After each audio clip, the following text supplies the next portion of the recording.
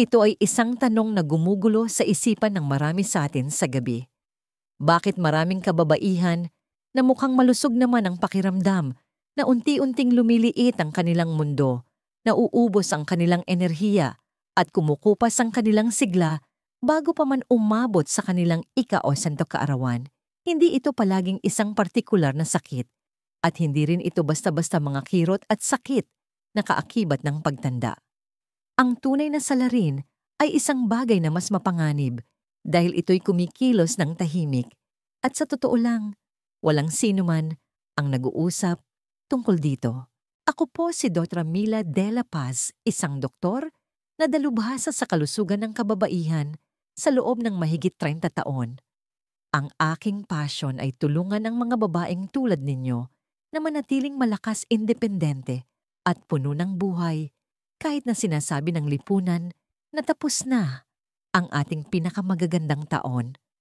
Paano kung sabihin ko sa inyo na ang isa sa maaasahang batayan ng isang mahaba at malusog na buhay ay hindi ang inyong kolesterol, ang inyong diet, o kung gaano karaming supplement ang inyong iniinom, kundi isang bagay na malamang ay itinuro sa inyo habang buhay na balewalain.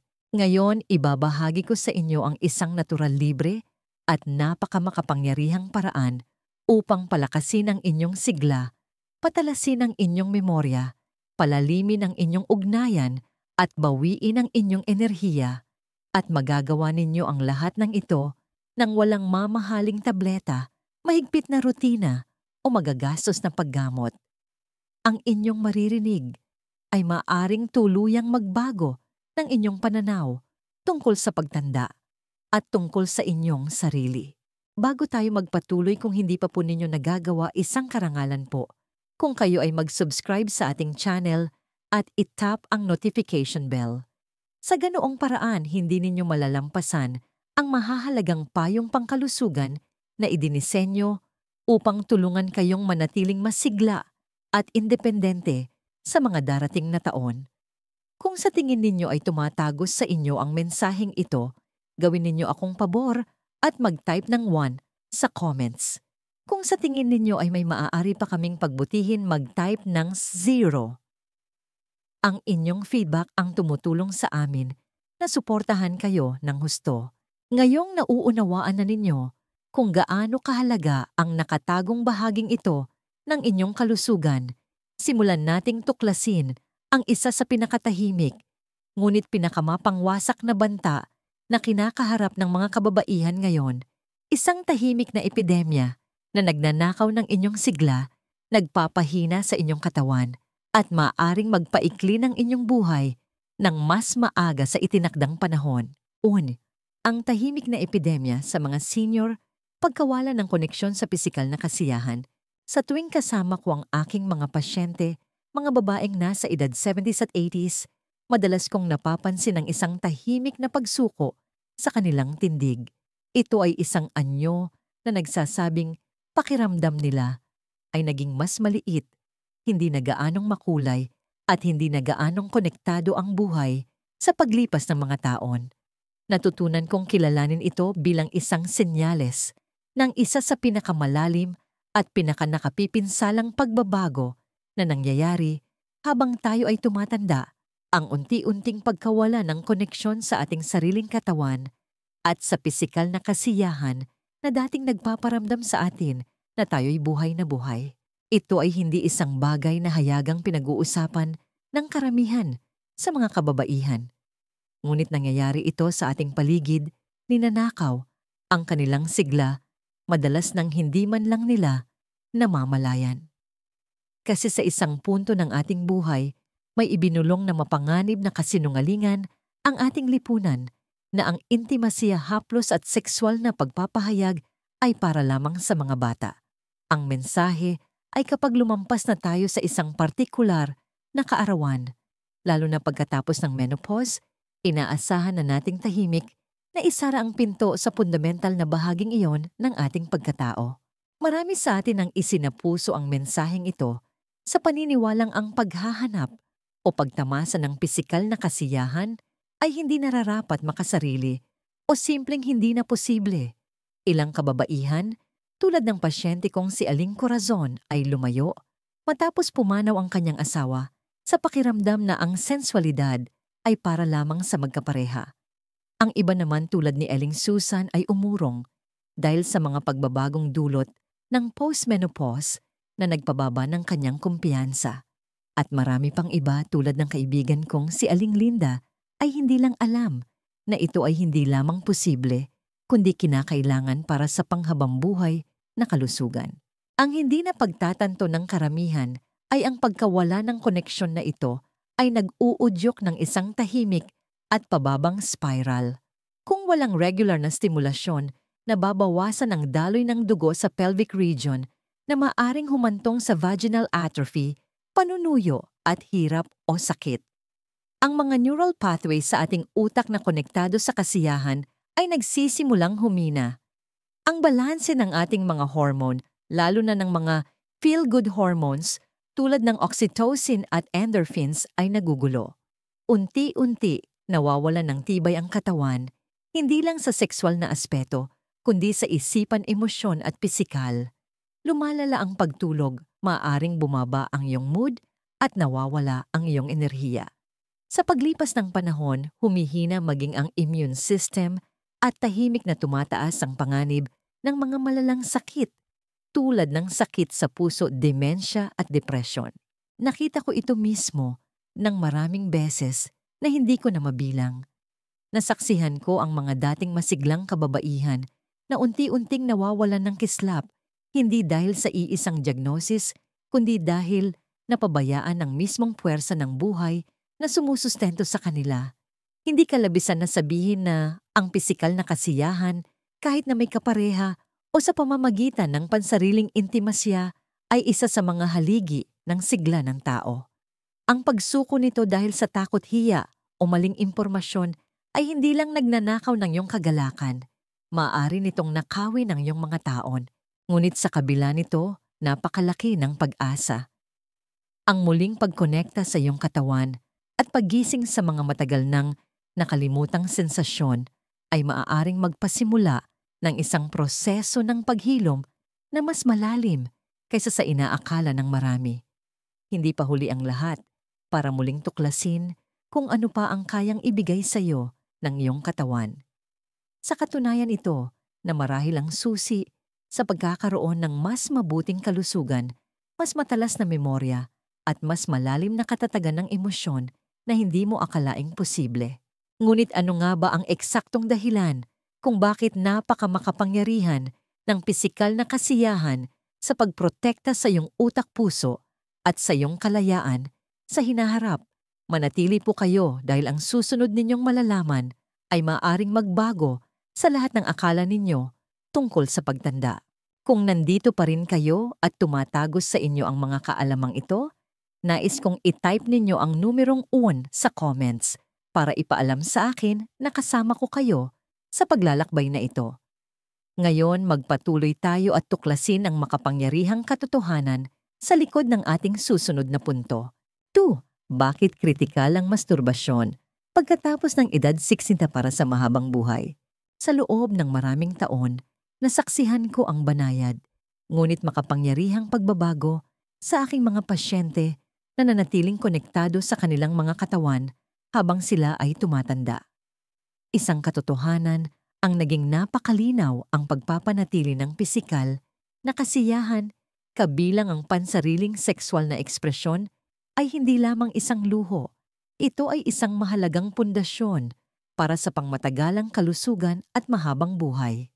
Maaring ito ay nakakagulat, lalo na kung lumaki kayo sa isang kulturang nagturo sa inyo na tingnan ang paksang ito ng may pagkailang o kahit nahiya. Ngunit mas malakas magsalita ang biyolohiya kaysa sa mga pamantayan ng lipunan at ibang-iba ang kwento nito. Pagkatapos ng edad 60, ang katawan ay natural na dumaranas ng mga pagbabago mula sa menopause, kabilang ang pagbabago sa mga hormono, tono ng pelvic floor at kalusugan ng ari. Gayunpaman, napatunayan na ang regular na masturbasyon ay lumalaban sa marami sa mga epektong ito. Kapag ang isang babae ay nagsasagawa ng pansariling pagpapasaya Ang katawan ay tumutugon sa mga kamanghamanghang paraan. Dumadaloy ng malakas ang dugo sa pelvic region na nagbibigay sustansya sa mga tissue, nagpapataas ng natural na lubrikasyon at tumutulong na mapanatili ang pagiging nababanat ng mga dingding ng ari na maaaring maiwasan ng sakit at pagnipis na nauugnay sa atrophy. Ang paglabas ng oxytocin at endorphins, ang natural na feel-good chemicals ng ating katawan, ay nagpapababa ng stress, nagpapaginhawa sa mga kirot at sakit, at nagtataguyod ng mahimbing na pagtulog. Ang orgasm ay maaari ring magpalakas ng mga kalamnan sa pelvic floor na kritikal para sa pagsuporta sa pagkontrol ng pantog. Marahil ang mas kahanga-hanga pa ay ang epekto nito sa utak. Inihayag ng mga pag-aaral sa neuroscience na ang sexual na kasiyahan ay nagpapasigla ng maraming rehiyon ng utak ng sabay-sabay na nagpapanatili sa mga neural pathway na nauugnay sa memorya, regulasyon ng emosyon at executive function. Sa mas simpleng salita, nakakatulong itong panatilihing bata, nababaluktot at matalas ang inyong utak. Nakita ko ang mga pasyenteng tulad ni Aling Elena na niyakap ang gawaing ito na nagpakita ng mas matalas na pag-iisip, mas malawak na pagkamalikain at mas maliwanag na pananaw sa buhay kaysa sa mga sumuko na lamang sa pisikal na pag-atras. Ngunit higit pa sa mga benepisyong biolohikal, may mas malalim na nangyayari. Ang masturbasyon pagkatapos ng edad 60 ay isang gawa ng pagkilala sa sarili. Isang paraan ng pagpapatunay na ang iyong katawan ay karapat-dapat pa rin sa pangangalaga, pagmamahal at kasiyahan. Tinututulan nito ang mapanirang alamat na ang pagtanda ay nangangahulugang paglaho sa segundo plano. Sa halip nagsisilbi itong isang malakas na paalala na ang buhay ay maaari pa ring maramdaman ng buo mayaman at personal. Ang emosyonal na koneksyon sa sarili na ito ay madalas na nagbibigay inspirasyon sa mas malawak na positibong pagbabago tulad ng panibagong interes sa mga gawaing panlipunan at mas malakas na pagnanais na kumilos at alagaan ang iyong katawan. Kapag tinatanong ako ng mga pasyente kung huli na ba para muling gisingin ang bahaging ito ng kanilang buhay, sinasabi ko sa kanila nang malumanay, ngunit may diin, hindi pa huli ang lahat. Maaaring kailanganin ng iyong katawan ng mas maraming oras, mas maraming pasensya at mas banayad na haplos. Ngunit may kakayahan pa rin itong magbigay ng malalim at nakapagpapalusog na mga sensasyon na maaaring magbigay lakas sa iyong espiritu at magpahaba ng iyong kalusugan ng higit pa sa iyong inaasahan. Ngayon marahil ay nagtataka kayo kung napakalaki ng mga benepisyo, bakit napakaraming senior pa rin ang nahihirapang panatilihin ang mahalagang koneksyon na ito. Ang sagot ay nasa isang serye ng mga nakatago at nakakadurog pusong maling akala, at yun mismo ang ating susunod na tutuklasin. 3. Mga karaniwang maling akala na nagnanakaw ng sigla ng mga senior. Sa buong taon ng aking pagsasanay, nakita ko kung gaano kadaling nabibiktima ang mga malalakas at masisiglang kababaihan ng mga tahimik na maling akala na unti-unting sumisira sa kanilang sigla.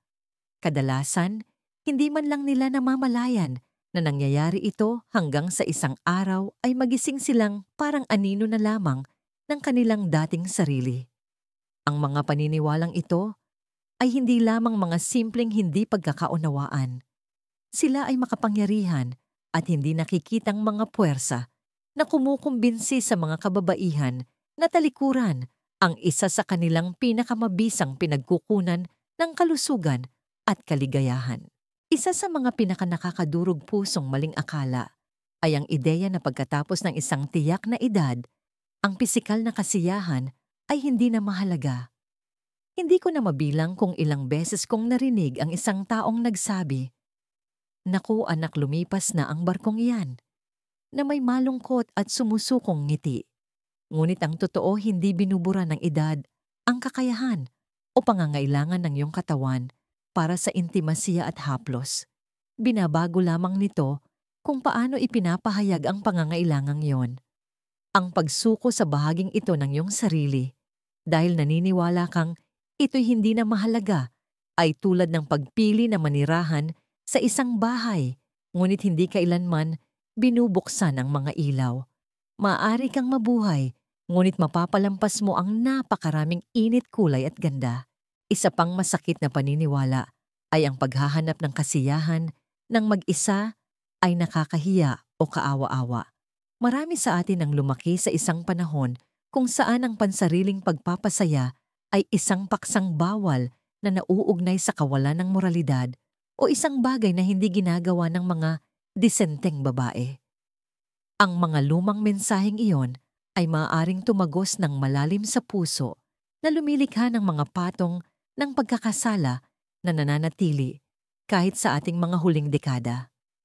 Ngunit hayaan ninyong sabihin ko ito ng malinaw at buong puso, ang pag-aalaga sa sarili ninyong katawan ay hindi kahiya-hiya. Ito ay isang mahalagang gawa ng pagpaparangal sa inyong buhay, sa inyong kalusugan at sa inyong espiritu. Nariyan din ang mapanganib na alamat na ang iyong sexual na katawan ay nagsasara pagkatapos ng menopause.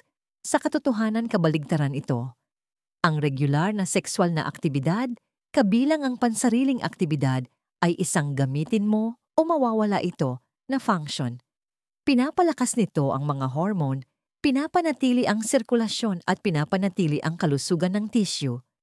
Tulad ng isang kalamnan na humihina kapag hindi ginagamit ang mga bahagi natin na responsable para sa kasiyahan, ay nangangailangan ng regular na pag-activate upang manatiling malusog at tumutugon.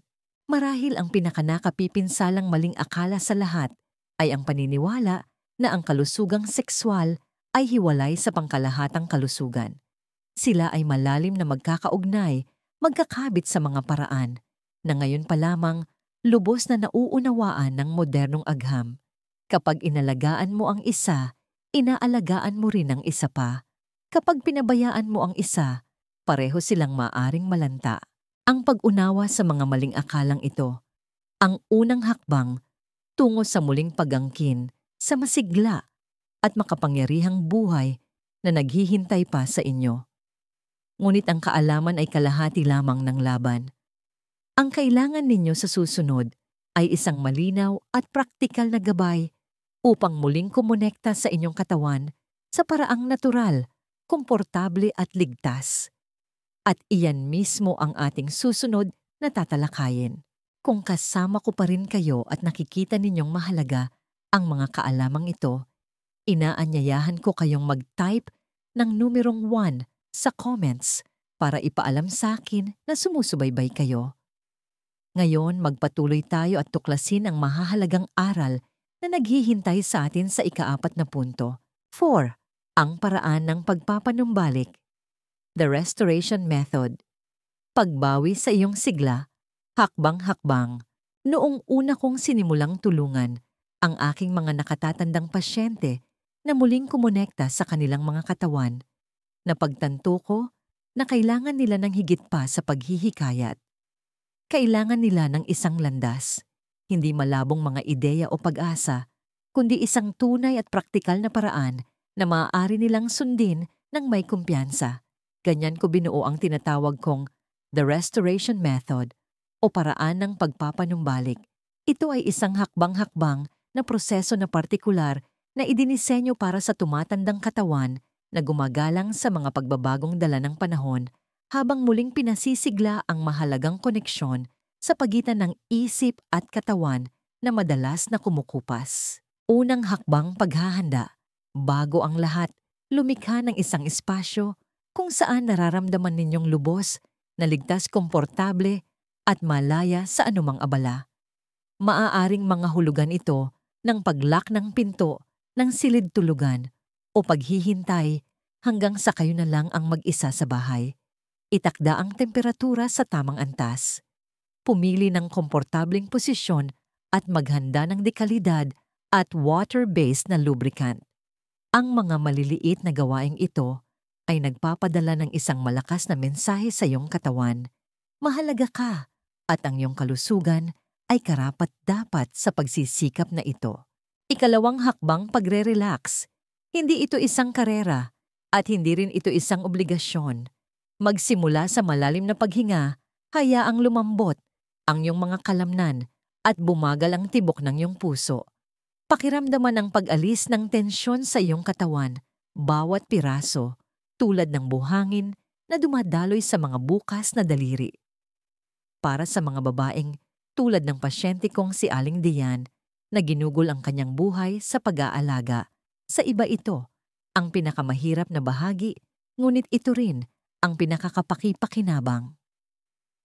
Ang simpleng gawaing ito ng pagiging naroon ay maaaring magbukas ng mga pinto sa mga sensasyon na akala mo ay sarado na magpakailanman. Ikatlong hakbang, paggising.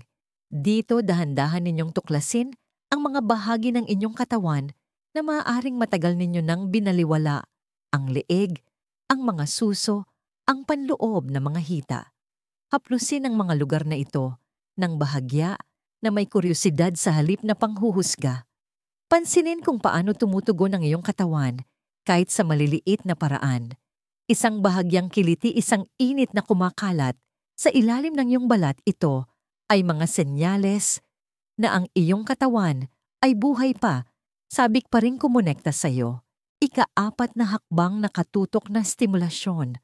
Nang walang anumang presyon o inaasahan, maaari ninyong unti-unting ipakilala ang mas direktang haplos na hinahayaang natural na mabuo ang pagkasabik sa sarili nitong panahon. Maaring iba na ang tugon ng iyong katawan ngayon, kaya maging mapagpasensya. Tuklasin ang iba't ibang uri ng haplos, magaan, matatag pabilog, upang muling matuklasan kung ano ang masarap para sa iyo ngayon. Hindi ito tungkol sa pag-abot sa isang finish line.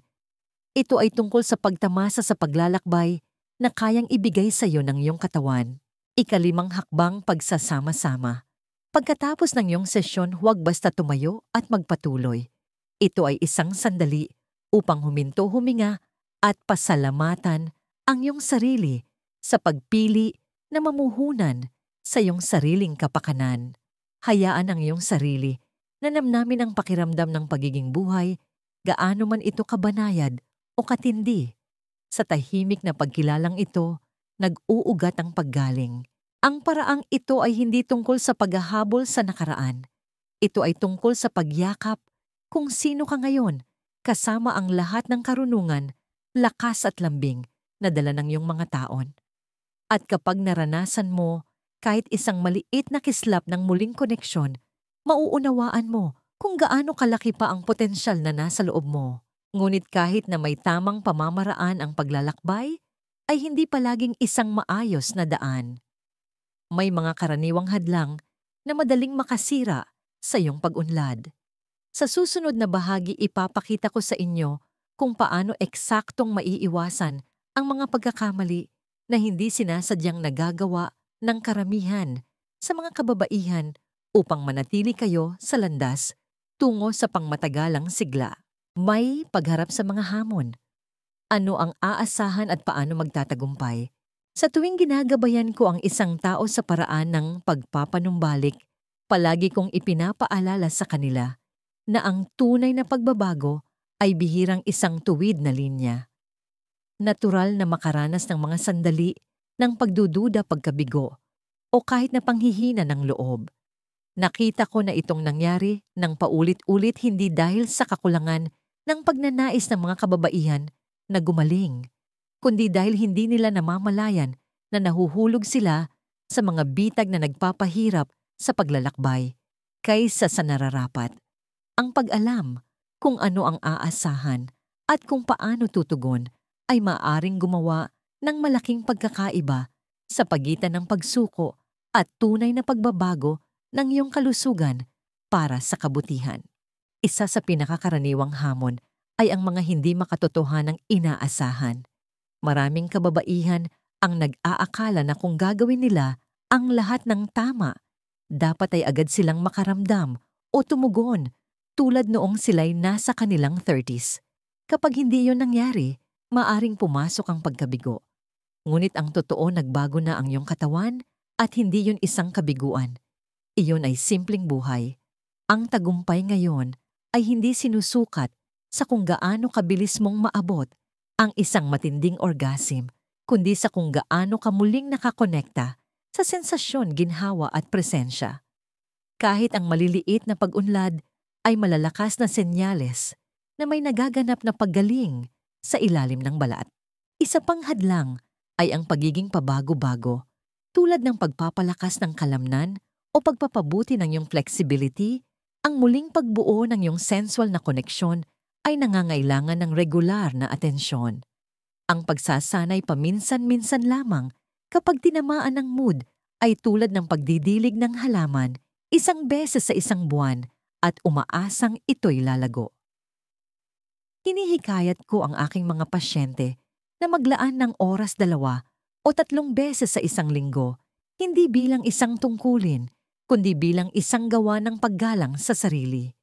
Tutugon ang iyong katawan sa palagiang kabaitang ito sa mga paraan na unti-unting ikagugulat mo.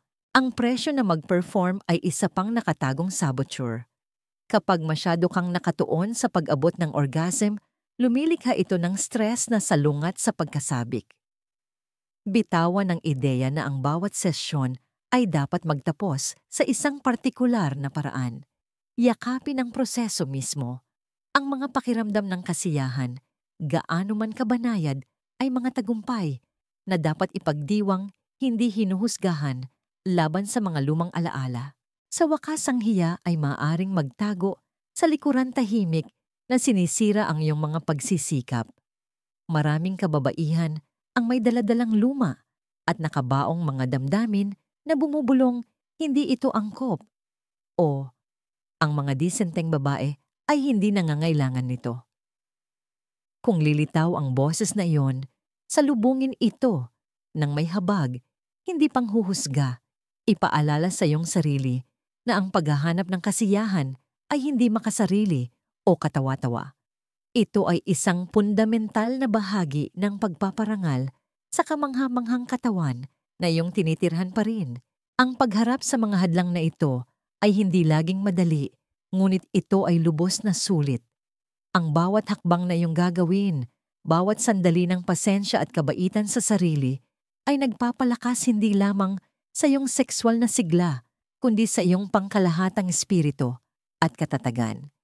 At habang nagkakaroon ka ng kumpiyansa, maaring handa ka ng yakapin ang isang bagay na mas dakila pa, ang kumpletong pagpapanumbalik ng iyong kalusugan at enerhiya sa pamamagitan ng isang simple ngunit nagbabagong sistema na binuo para mismo sa panahong ito ng iyong buhay. Maghanda dahil ang susunod kong ibabahagi sa inyo ay maaaring ang pinakamakapangyarihang pagbabago na nagawa mo kailanman. Conclusion, karapat-dapat kayong mabuhay ng ganap. Hindi lang basta humaba ang buhay. Habang papalapit tayo sa pagtatapos ng ating pag-uusap ngayon, nais kong direktang kausapin ang inyong puso, hindi lamang ang inyong isip. Pinag-usapan natin ang isang bagay na napaka-personal, ngunit pangkalahatang totoo. Ang tahimik na epidemya na nagnanakaw ng mga taon mula sa mga senior ay hindi laging isang bagay na makikita sa isang medical chart. Ito ay ang tahimik na pagkawala ng koneksyon sa iyong katawan, sa kasiyahan, sa mismong kislap na nagpaparamdam na sulit ang buhay. Natuklasan natin kung paano ang pagkawala ng koneksyon na ito na madalas ay pinalalala ng hiya, pagkawala o maling impormasyon ay humahantong sa tunay na pagbaba ng kalusugan ng pelvic balance ng hormone, paggana ng utak at emosyonal na kapakanan. Ngunit higit sa lahat natuklasan natin na hindi ito ang katapusan ng kwento. Nasa inyo pa rin ang kapangyarihang baguhin ang direksyon ng dahan-dahan, may intensyon at may dignidad. Nalaman ninyo na ang masturbasyon pagkatapos ng edad 60 ay hindi bawal o kahiya-hiya. Ito ay isang kritikal na bahagi ng pananatiling malusog, konektado at tunay na buhay. Sinusuportahan nito ang inyong kalusugan ng pelvic, binabawasan ang stress, pinapabuti ang pagtulog, pinapatalas ang inyong utak, at pinagtitibay ang isang sagradong bagay na ang iyong katawan sa anumang edad ay karapat-dapat sa pamangangalaga at kagalakan. Hindi ito tungkol sa paghahabol sa kabataan. Ito ay tungkol sa pagprotekta sa iyong kalayaan, sa iyong kalinawan ng isip at sa iyong pagkatao. Binuwag din natin ang ilan sa mga pinakanakapipinsalang alamat, tulad ng paniniwala na ang pisikal na kasiyahan ay hindi na mahalaga o na ang sensualidad ay dapat maglaho kasabay ng edad. Ito ay mga kasinungalingan na nagnakaw sa napakaraming mabubuting kababaihan ng kanilang sigla ng napakaaga. Ngunit iba kayo dahil ngayon ay mas marami na kayong alam at hindi kayo nag-iisa. Ang paraan ng pagpapanumbalik ay nagbibigay sa inyo ng isang gabay na susundan. Hindi ito minadali. Hindi ito tungkol sa performance. Ito ay tungkol sa muling pag-angkin sa kung ano ang nararapat sa inyo, ginhawa sa sarili ninyong balat, kumpiyansa sa inyong espiritu, at isang panibagong pakiramdam ng buhay. Oo, magkakaroon ng mga hamon. Oo, magkakaroon ng mga pagdududa. Ngunit bawat hakbang na inyong gagawin ay isang hakbang pabalik sa inyong sarili. Kaya't pakiusap, huwag hayaang lumipas ang isa pang araw sa tahimik na pagsuko. Napakarami pang buhay ang dapat ninyong isabuhay hindi lamang sa mga taon, kundi sa lalim sa kagalakan at sa intimasiya. Piliing maniwala na ang inyong kwento ay hindi pa tapos. Sa katunayan ng pinakamakapangyarihang kabanata ay maaaring nagsisimula pa lamang. Karapat-dapat kayong umunlad, hindi lamang mabuhay. At lahat ito ay nagsisimula ngayon. Isang aral sa buhay mula kay Dr. Adela Paz. Kung may isang aral akong natutunan mula sa aking mga pasyente, sa loob ng 3 dekada ito yon. Ang kalidad ng inyong mga huling taon ay hindi nasusukat sa kung ano ang nawala sa inyo, kundi sa kung ano ang hindi ninyo sinukuan. Huwag sumuko sa sarili ninyong kakayahan para sa kagalakan. Huwag sumuko sa inyong kalusugan. Huwag sumuko sa inyong sarili. Dinala kayo ng inyong katawan hanggang dito. Oras na para parangalan ang paglalakbay nito. Kung ang mensaheng ito ay umantig sa isang bagay na malalim sa loob ninyo, huwag ninyo itong hayaang maglaho. Maglaan ng isang sandali ngayon upang angkinin ang inyong lugar sa bagong kabanatang ito. Mag-type ng boom sa comments kung handa na kayong muling kumonekta sa inyong katawan, sa inyong kagalakan, at sa inyong lakas. Mag-subscribe at itapang bell upang hindi ninyo kailanman mapalampas ang gabay at suporta na nararapat sa inyo sa landas na ito. At kung nakatulong ito sa inyo, paki-share ito sa isang kaibigan, kapatid o kamag-anak na kailangang marinig na hindi pa huli ang lahat. Dahil ang pag-unlad pagkatapos ng edad 60 ay posible at nagsisimula ito sa isang maliit at makapangyarihang desisyon na muling parangalan ang inyong sarili. Ang inyong pinakamagagandang taon ay wala sa inyong likuran. Naghihintay sila na inyong angkinin.